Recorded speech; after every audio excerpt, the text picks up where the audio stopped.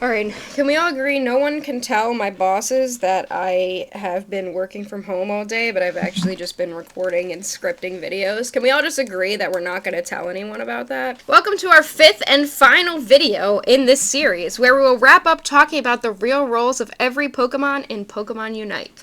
This has been a really fun series for me, and it's helped me push over to 1,000 subscribers, so I just really want to thank everybody who has been following along and just engaging with my content. And to show my thanks, if you leave a comment on this video, any comment at all, I'll give away a few pieces of Husky merch to a few lucky commenters. So again, thank you all so much for helping me reach this milestone. Hopefully you'll stick around. I have a lot of fun stuff planned, and I can't wait to get more content to you. Alright, sappy appreciation over. Let's start the real stuff. Hi, by the way, my name is Husky, and today I am hoping for a great blood sugar day. Here's to a good blood sugar day for you too. Attackers in Pokemon Unite are perhaps the most popular role for players. They do damage and are usually not super difficult to play. People like do damage. Bro, I like do damage. My most played Pokemon is Delphox, and my second most played Pokemon is Gardevoir. My third most played Pokemon is Pikachu. I like attackers just like the rest of y'all. According to the Pokemon Unite website, attackers are Pokemon that have low endurance and excel at dealing heavy range damage to opponents. They are absolutely right with that definition. Attackers don't have as much sustain and deal damage from range. Usually they don't have to touch an enemy Pokemon to get KOs, so it's very attractive to players to generally spend less time at the Pokemon Center. There are 19 attackers currently in the game, the same number as all-rounders, but we do have another attacker about to come out soon. That is Armarouge. But let's look at our current list. For the most part, attackers stay attackers, but there are a few who can be connected to other roles. So let's jump into our sub-roles. The Mage sub-role is split between Control and Damage Mages. Mages focus on using their moves rather than using auto attacks and staying at range to do their damage. Control Mages usually have some form of CC along with their moves, and Damage Mages may not have CC but are focused more on doing a ton of damage from a distance. The Mages in this game are all special attackers, so running special attack damage items is usually a good call.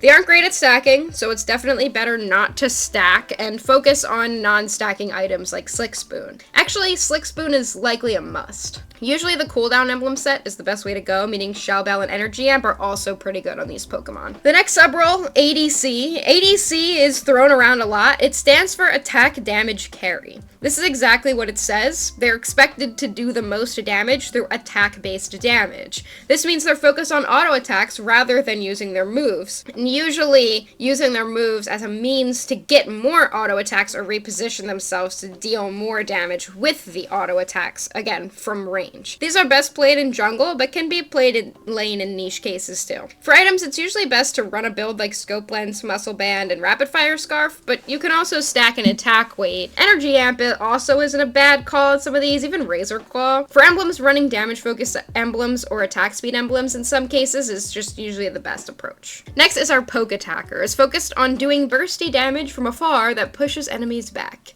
They're basically ADCs that use their moves, but they're not necessarily mages either. Kind of a weird zone of attackers. They stand back and chunk enemies, forcing them out of the fight for healing before they can even start and engage. These Pokemon should again be running damage items, depending on if they're attack or special attack based, and emblems that focus on attack or special attack again, depending on the Pokemon. Now let's get into the sub-roles that connect to each of the other 5 roles, first of which is our Enchanter, connecting attackers to supports. These Pokemon usually have a form of CC or utility for the team, putting it in a position to help allies rather than focus on dealing a ton of damage themselves. For these Pokemon, an EXP share isn't out of the question, but running damage items regardless is usually what players will do with these Pokemon. Bulky attackers are more like defenders in a way. They sustain a lot, they distract the enemies from engaging with the rest of the allies, and they usually have a ton of damage tanked by the end of the game. However, they can still do a lot of damage and get some pretty substantial KOs. These Pokemon can focus on running both damage and defensive items like Focus Band and Resonant Guard. Our ranged all-rounders are up in the mix and focused on both damage and sustain. We talked about how this is beneficial in our all-rounder video as well, so make sure you check that out. But it's really powerful to have a Pokemon that does damage from range, but can also act as a pseudo frontline that's hard to take down in fights. Finally, we have our Bursters, Pokemon that do big damage at once and are also very squishy. They usually rely on melee attacks for burst, but even though they can attack from range, which is how they connect to our Speedster role. They can usually score pretty well too and have decent escape tools, but once they're stunned, it's all over. Again, running damage items is usually the best bet. Now let's talk about our attackers individually and where they fit in our sub-roles. Alolan Ninetales. A9 was my first main in the entire game, and she has two pretty distinct playstyles. While its Blizzard Avalanche build is a definition of the Control Mage, focusing on stun to position enemies where she wants them and avoiding getting dove on, the other build, Aurora Veil, can be played more of an Enchanter style with a lot of auto attacks that do some sustain and a bit of stun with Dazzling Gleam. Next, we have Pikachu. Pikachu! A Control Mage with its Thunderbolt build. This is my personal favorite way to play Pika. There's just something about getting a 3-person stun with Thunderbolt and then jumping into a huge Unite move. But yeah, it does damage from range and focuses on setting up the team for big plays. This is not reflected in the chart, but I'm also going to place Pikachu in the Enchanter role with Volt Tackle. It can be played with an EXP share and focus on that utility support role, still dealing range damage, but also isolating and stunning enemies. Next is Delphox, my most played Pokemon and current only Gold Ribbon. With Fire Spin, she's a huge Control Mage, swirling enemies around in a vortex of fire and refusing to let them escape since the cooldown of this move is stupid low. With the Flame Charge build, she's also a Damage Mage, still focused on moves, but not on CC. With this moveset, she's more of a Tank Shredder and focused on weaving in and out of fights. Cramorant has two distinct playstyles as well, depending on the moveset. With Surf, it exists as a Control Mage, doing a lot of stun from range and focused on casting its moves. With Dive, however, it treads the line between Mage and ADC a bit more, jumping in and out and avoiding damage with Dive and using auto attacks at the same time to chunk enemies down. Dive is definitely the more commonly used moveset, but personally I'm more of a Surf believer. Chandelure is somewhere between a Control and Damage Mage, using its secondary move of Imprison or Poltergeist for vision and control, but its primary move, Overheat or Flamethrower, to deal huge amounts of damage. You can either go with Flamethrower for more burst or Overheat for more chunk damage, but either way, its objective remains the same. Similarly, Espeon is also somewhere in the middle here. It does damage and moves around, but it can also get a bit of stun with Psyshock, and it has a strong boosted basic attack. I think this is a Pokemon who, even with the different playstyles of Psyshock and Stored Power,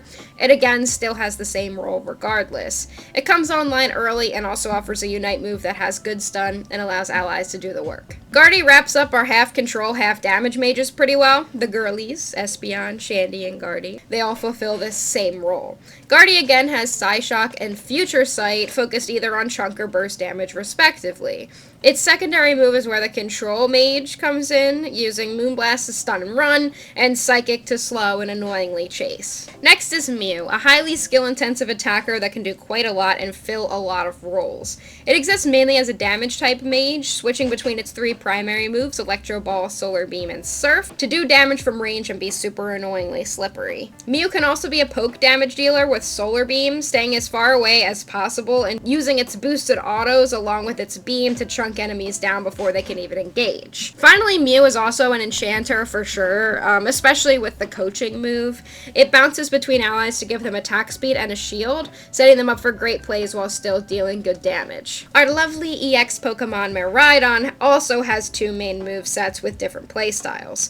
Its Charge Beam build is a damage mage, using its moves to deal damage, but doesn't do a lot of CC or control. Its other moveset, Electro Drift, aligns more with a burster. A lot of speed, big damage, leave. I feel like there are also arguments for Electro Drift to kind of go anywhere on the sub-roll chart. I mean, like, I've seen it run as a tank or support before, and it's super versatile build. It's hard to chase down. Next is Sylveon, another one I find so much fun and play quite a lot. It can be played in two ways, as a damage mage and as a bulky attacker. I feel like Sylveon is played even more nowadays with that bulky attacker build, taking advantage of its healing and high HP pool by running some defensive items on it, or even potion. We'll have to see how this changes with the upcoming Hyper Voice rework. That may make it even more geared toward defenders. Glaceon is the final EV on our list here, somewhere between a damage mage and an ADC. It uses auto attacks to build up its moves, which also use auto attacks. It's an interesting take on an ADC for sure, firing icicles either in a burst or as a shred. It also doesn't really have much CC, so it definitely acts like an ADC in that regard. Next is Mewtwo. All my homies hate Mewtwo. This thing is so annoying, but it's technically an ADC.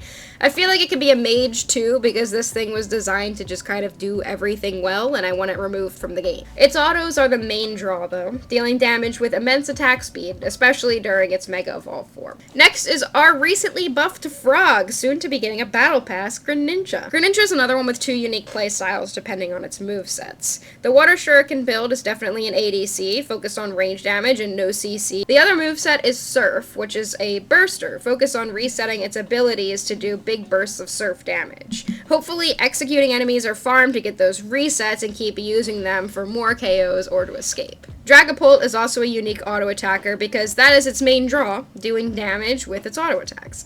However, he's also a burster due to its move reset capabilities and a unite move that is constantly up.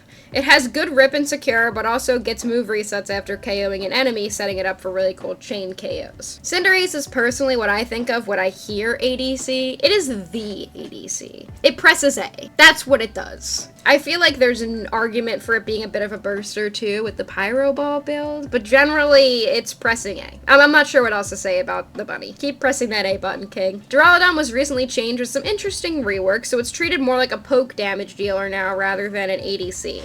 I'm not super sure how I feel about it because I'm not like a super good Dura player or anything, but it definitely made it more viable in some ways and less viable in others.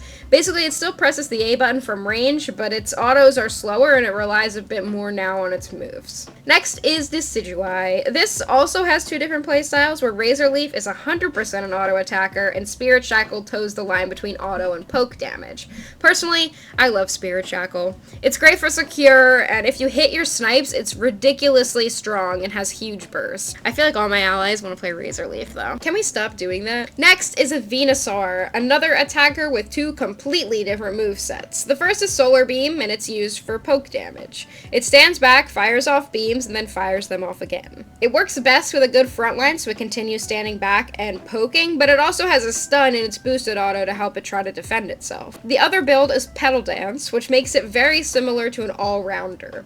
It does sustain and gets up in the mix, dealing constant damage to enemies near it and keeping itself alive. Finally, we have Inteleon.